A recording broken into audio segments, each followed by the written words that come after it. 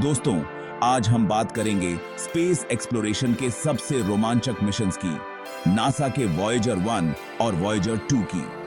1977 में लॉन्च हुए इन दो स्पेसक्राफ्ट ने हमारे सोलर सिस्टम के बाहरी ग्रहों को एक्सप्लोर करने का एक अद्भुत सफर शुरू किया था। उनका मुख्य लक्ष्य था जुपिटर और सैटर्न, लेकिन उनकी यात्रा वहां से भी बहुत आगे तक गई, हमारे सूरज के प्रभाव के सबसे बाहरी इलाकों तक और इंटरस्टेलर स्पेस के अनजान क्षेत्र में।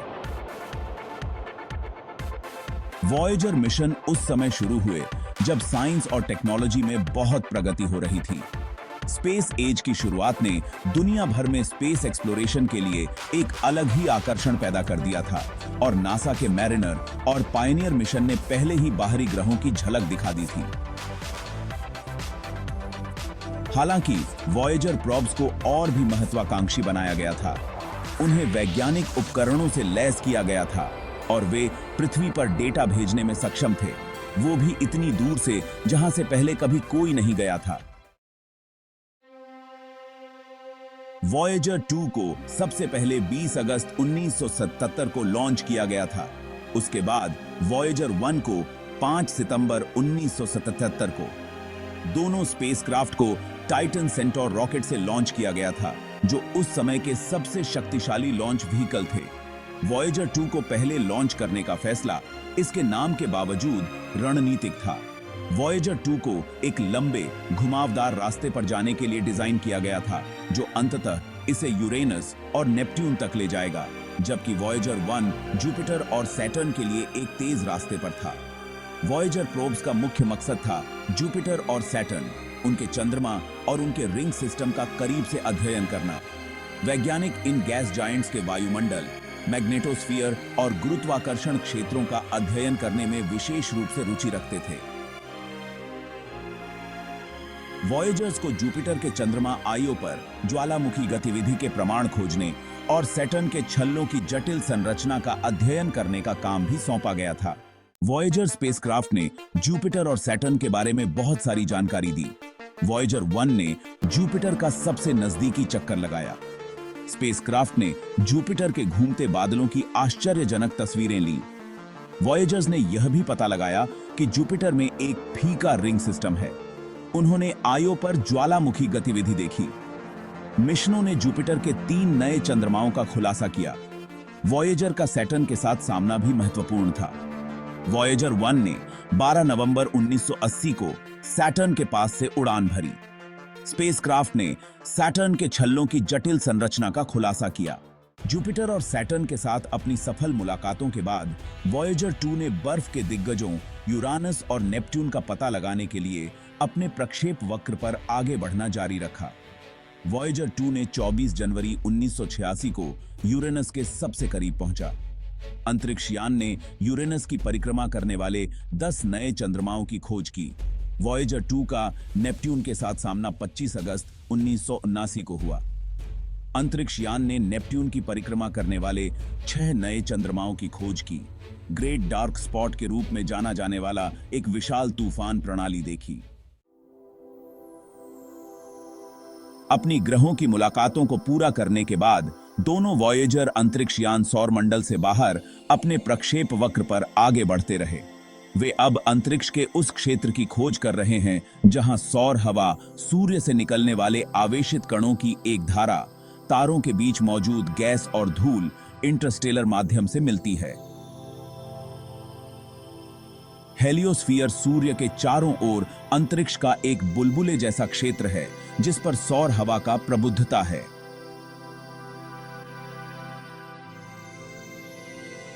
इंटरस्टेलर स्पेस के बीच की सीमा को हेलियोपॉज के रूप में जाना जाता है। जैसे जैसे वॉयेजर्स बाहर की ओर यात्रा करते गए, उनके उपकरण सौर हवा और इंटरस्टेलर माध्यम के गुणों के बारे में बहुमूल्य डेटा वापस भेजते रहे। 2012 में वॉयेजर 1 ने हेलियोपॉज को पार किया और इंटरस्टेलर स्पेस में प्रवेश किया। ऐसा करने वाला यह पहला मानव निर्मित वस्तु बन गया। वॉयेजर 2 ने 2018 में इसका अनुसरण किया। इस अज्ञात क्षेत्र से वॉयेजर्स द्वारा वापस भेजे गए डेटा ने वैज्ञानिकों को इंटरस्टेलर माध्यम की प्रकृति और सौर हवा और सितारों के बीच की सामग्री के बीच परस्पर क्रिया में अभूतपूर्व अंतर्दृष्टि प्रदान की है। दोनों वॉयेजर अंतरिक्ष यान से जुड़े हुए सुनहरे रिकॉर्ड हैं, जिनमें से प्रत्येक में मानवता का संदेश किसी भी अलौकिक सभ्यता के लिए है जो उनका सामना कर सकता है। अभिलेखों में ऐसी ध्वनियां और चित्र हैं जो पृथ्वी पर जीवन और संस्कृति की विविधता को दर्शाते हैं।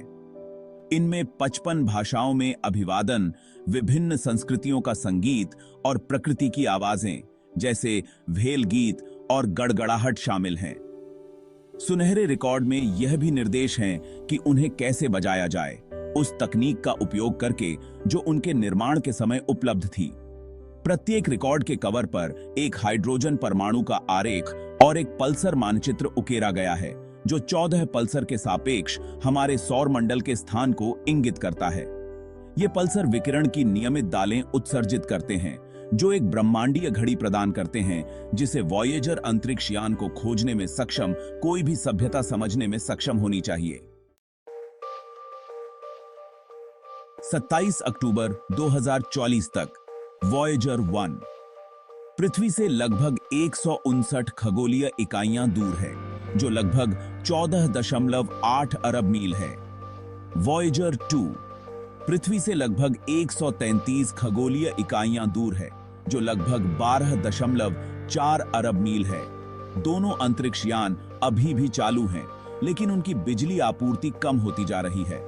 बिजली बचाने के लिए इंजीनियर दोनों अंतरिक्ष यान पर गैर जरूरी उपकरणों को उत्तरोत्तर बंद कर रहे हैं। हालांकि वॉयेजर से उम्मीद की जाती है कि वे कम से कम एक और दशक तक पृथ्वी पर डेटा प्रसारित करते रहेंगे। पृथ्वी के साथ संचार करने की क्षमता खो देने के बाद भी वॉयेजर अंतरिक्ष यान आकाशगंगा के माध्यम से अपनी मौन यात्रा जारी रखेंगे, अपने सुनहरे रिकॉर्ड को मानवता की अन्वेषण की भावना और ब्रह्मांड में हमारे स्थान के प्रमाण के रूप में ले जाएंगे। वॉयेजर मिशन ने सौर मंडल और उसके बाहर की हमारी समझ को गहराई से प्रभावित किया है। उनके द्वारा पृथ्वी पर वापस भेजे गए डेटा और छवियों ने बाहरी ग्रहों, उनके चंद्रमाओं और इंटरस्टेलर माध्यम के बारे में हमारे ज्ञान में क्रांति ला दी है। वॉयेजर्स की खोजों ने पिछले सिद्धांतों को चुनौती दी है और शोध के नए रास्ते खोले हैं। उदाहरण के लिए, बृहस्पति के चंद्रमा आईओ पर सक्रिय ज्वालामुखियों की खोज पूरी तरह से अप्रत्याशित थी और वैज्ञानिकों को ग्रहों के भूविज्ञान की अपनी समझ पर पुनर्विचार करने के लिए मजबूर होना पड़ा। इसी तरह नेपच्यून के चंद्रमा ट्राइटन पर गीजर के अवलोकन ने क्रायोवोल्केनिज्म के प्रमाण प्रदान किए, एक ऐसी प्रक्रिया जहां पिघली हुई चट्टान के बजाय पानी, अमोनिया या मीथेन किसी ग्रह या चंद्रमा के आंतरिक भाग से निकलते हैं। वॉयेजर मिशन मानव सरलता की शक्ति और अंतरिक्ष अन्वेषण के स्थायी आकर्षण के प्रमाण के रूप में खड़े हैं। उन्होंने वैज्ञानिकों, इंजीनियरों और आम जनता की पीढ़ियों को प्रेरित किया है, खोज के लिए एक जुनून और ब्रह्मांड के रहस्यों को जानने की इच्छा को प्रज्वलित किया है। वॉयेजर अंतरिक्ष यान सांस्कृतिक प्रतीक बन गए हैं, जो मानव अन्वेषण की असीम क्षमता और ब्रह्मांड के साथ मानवता के अंतर संबंध का प्रतीक हैं। उनकी यात्रा ने दुनिया भर के लोगों की कल्पना को मोहित कर लिया है, सांस्कृतिक और भौगोलिक सीमाओं को पार कर लिया है। वॉयेजर अंतरिक्ष यान अब अपने मिशन में एक नए चरण की शुरुआत कर रहे हैं। अब किसी विशेष गंतव्य के लिए बाध्य नहीं है, वे मानवता के मूक राजदूतों के रूप में आकाशगंगा के माध्यम से बह रहे हैं। उनके सुनहरे रिकॉर्ड आशा और जिज्ञासा का संदेश देते हैं, सितारों के बीच मौजूद अन्य बुद्धिमान जीवन से जुड़ने की हमारी इच्छा का प्रमाण है। वॉयेजर्स की यात्रा इस बात की याद दिलाती है कि हमारा ग्रह एक विशाल और विस्मयकारी ब्रह्मांड का एक छोटा सा हिस्सा है। उनकी विरासत आने वाली पीढ़ियों को प्रेरित और उत्सुक करती रहेगी, हमें अन्वेषण के महत्व, मानव सरलता की शक्ति और ब्रह्मांड में हमारा इंतजार कर रहे आश्चर्यों की याद दिलाती रहेगी।